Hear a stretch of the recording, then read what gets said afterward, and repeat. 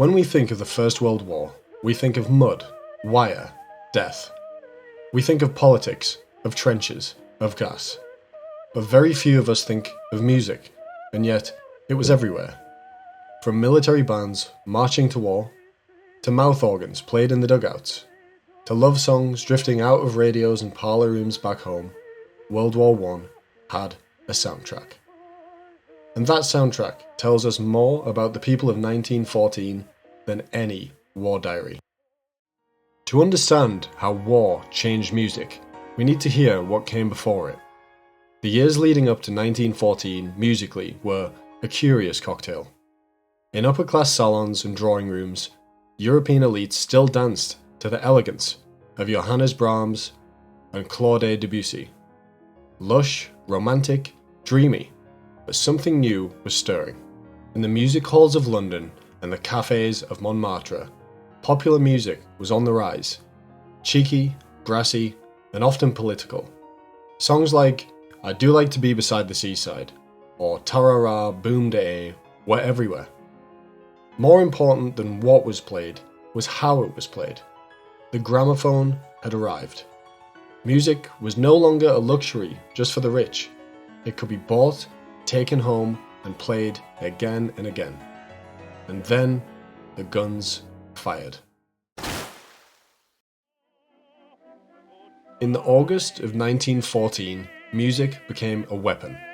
It was no longer about comfort, it was about recruitment. In Britain, one song went viral before the word existed. It's a Long Way to Tipperary. It wasn't even British. It was written by an Irishman in 1912 as a kind of stage comedy number. But when troops of the British Expeditionary Force were filmed singing it on their way to France, it became the unofficial anthem of mobilization. The newspapers ran with it. The War Office embraced it. The song became a morale tool and later a memory trigger. In France, it was Le Madelon, a song about a waitress who refuses to choose between the soldiers who fancy her. Sounds trivial? Maybe. But in a time of mud and fear, she became a kind of mythic figure. The women waiting back home, the unattainable future, the idea of joy. Germany had Die Wacht am Rhein, The Watch on the Rhine, an older patriotic song that was revived with nationalist fervour. The Austrians had their own military marches, but also the music of the Viennese operetta. Franz Lizar's The Merry Widow was so popular that troops sang parodied versions in the trenches. Funny fact, one German march, Heil dir im Siegenkranz, used the same melody as God Save the King. Imagine the confusion on the Western Front. Nowhere was music more vital and more bizarre than in the trenches. There, songs weren't about national pride, they were about coping. Soldiers rewrote familiar tunes with dark humour. Pack Up Your Troubles in Your Old Kit Bag became an anthem not because it was jolly, but because it helped you forget your feet were rotting. In French trenches, harmonicas and fiddles echoed at dusk.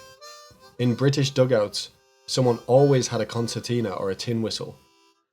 The Germans sometimes organised small orchestras, complete with cellos smuggled from home. In quieter sections, soldiers put on entire musical revues in makeshift theatres. Paper uniforms, fake moustaches, comic sketches set to the tune. Why? Because laughter and rhythm were better than despair. It was noted that at the Somme, one German unit performed a version of Faust in a dugout, complete with lighting effects, powered by a field generator. Satan was played by a corporal with a broken nose. Back home, music reflected another war. Not of bullets, but of anxiety, loneliness, and loss.